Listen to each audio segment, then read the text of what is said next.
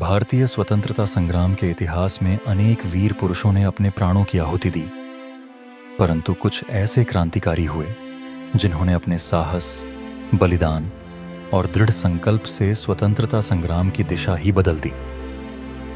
ऐसे ही महान क्रांतिकारी थे चंद्रशेखर आजाद। उनका जीवन देशभक्ति, संघर्ष और बलिदान का प्रतीक था। उनका नाम सुनते ही मन में एक क्रांतिकारी ऊर्जा का संचार होता है।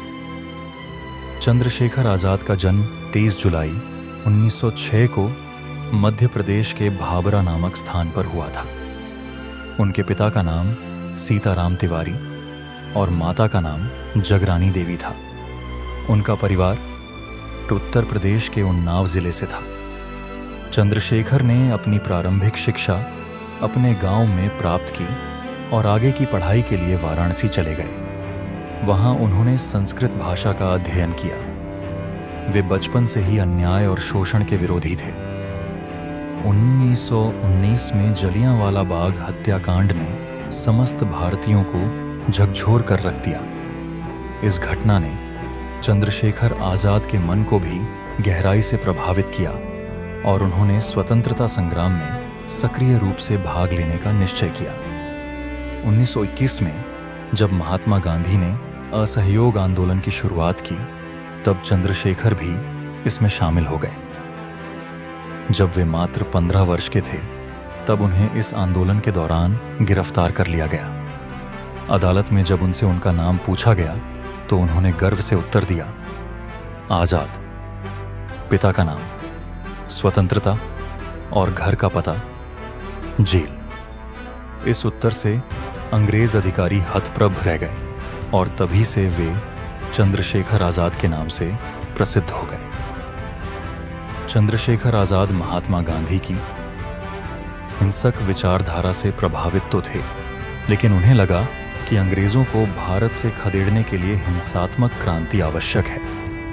उन्होंने हिंदुस्तान रिपब्लिकन एसोसिएशन (HRA) की सदस्यता ग्रहण की और जल्द ही इस संगठन में एक महत्वपूर्ण भूमिका निभाने लगे। बाद में जब 1928 में इस संगठन का नाम बदलकर Hindustan socialist Republican association (HSRA) रखा गया, तो आजाद इसका प्रमुख अंग बन गए। उन्होंने भगत सिंह, सुखदेव, राजगुरु, राम प्रसाद बिस्मिल, अशफाक उल्ला खान, बटुकेश्वर दत्त जैसे क्रांतिकारियों के साथ मिलकर कई अभियानों को अंजाम दिया।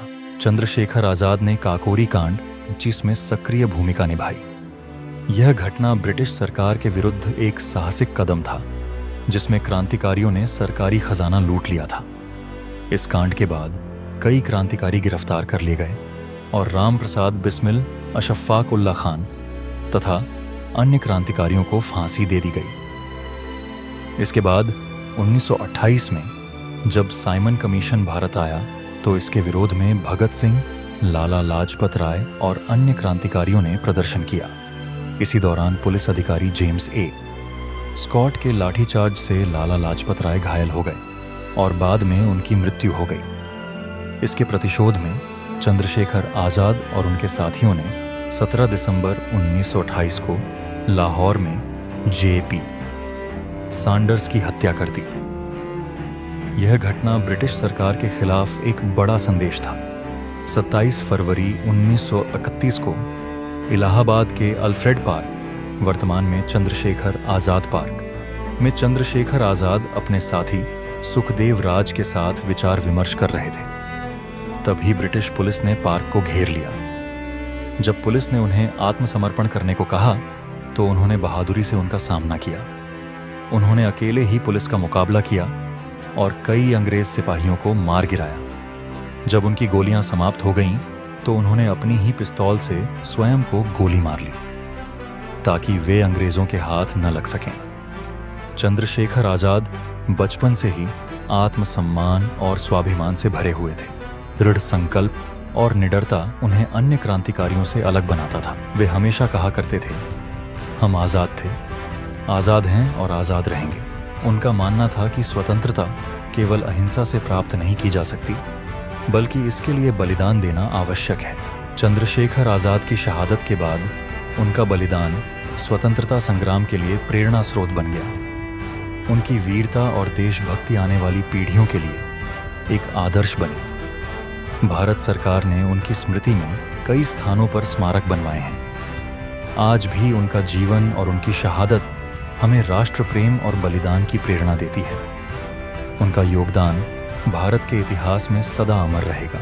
चंद्रशेखर आजाद का जीवन साहस, त्याग और स्वतंत्रता के प्रति अटूट समर्पण का प्रतीक है। उन्होंने अपना पूरा जीवन भारत माता की सेवा में अर्पित कर दिया और अंत तक अपने सिद्धांतों पर अडिग रहे।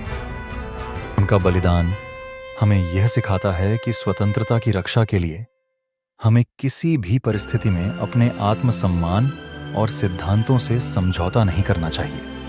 आज भी जब हम स्वतंत्र भारत में सांस लेते हैं तो हमें उन क्रांतिकारियों को याद रखना चाहिए जिनके बलिदान से हमें यह आज़ादी मिली है। चंद्रशेखर आजाद का नाम सदा अमर रहेगा और उनकी वीरता की गाथा सदैव देशभक्तों को प्रेरित करती रहेगी।